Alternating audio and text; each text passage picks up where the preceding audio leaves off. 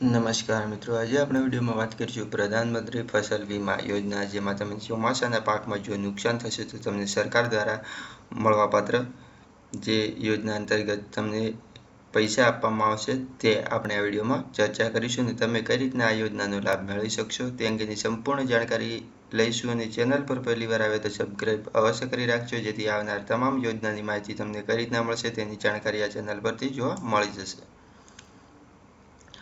સૌપ્રથમ વાત કરીએ પ્રધાનમંત્રી નરેન્દ્ર મોદી દ્વારા પ્રારંભ કરવામાં આવેલી પ્રધાનમંત્રી ફસલ વીમા યોજના ખેડૂતોને મદદ કરવામાં આવી છે. અને આ યોજનાથી ખેડૂતોને તમારી પસંદ કેટલી નુકસાન પડવાનું કે પાકમાં કોઈ પણ પ્રકારની ખરાબી થઈ જાય તો વ્યાપક પ્રમુખતા પ્રદાન કરવામાં આવશે. અને પ્રધાનમંત્રી ફસલ વીમા યોજનાનો લાભ લેવા માટે આવશ્યક દસ્તાવેજો સમયસર અરજી કરવી જોઈએ.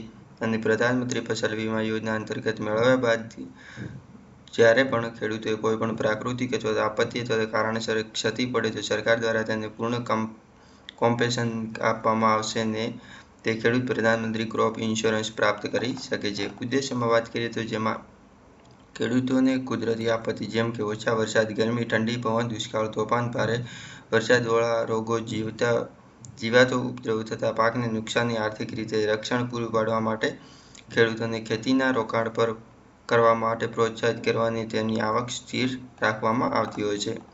આમાં પ્રીમિયમની આવકમાં વાત કરીએ તો જેમાં તમે કઈ રીતના યોજનાનું પ્રીમિયમ ભરી શકો છો. તો વીમા યોજના હેઠળ મળતી વળતરની રકમ પાકના પ્રકાર, વાવેતર વિસ્તાર અને નુકસાનની ટકાવારી પર આધાર રાખે છે. અને ખેડૂતોને કેટલાક પાકો માટે 1700 સુધી મળી શકે છે.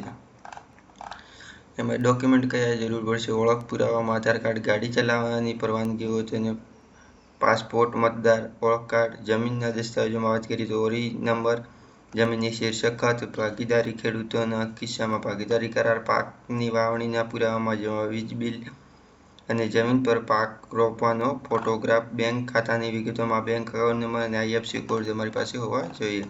એના પછી કેટલા પૈસા તમને મળી શકે છે? તો વીમા યોજના માટે અરજી કરનાર ખેડૂતો માટે સમાચાર માટે પ્રધાનમંત્રી ફસલ વીમા યોજના તાજેતરમાં સમાચાર જો એવામાંથી બનાવનાર ખેડૂતોને પ્રાકૃતિક આપત્તિ થઈ શકે, તેમના કોઈ કારણસર નુકસાન થાય તો સરકાર 70% થી 90% સુધીની નુકસાન રકમ પૂરી કરશે.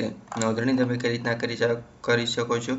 તો તમારે નોંધણી કરવા માટે ખેડૂતો નજીકના કૃષિ વિભાગ ઓફિસ અથવા તો CSC કેન્દ્રમાં મુલાકાત લઈને PMFBY માટે નોંધણી કરાવી શકે છે. અને નોંધણી માટે જરૂરી દસ્તાવેજો જમીનના રેકોર્ડ, આધાર, બેંક ખાતાની વિગતો સમાવેશ થાય છે.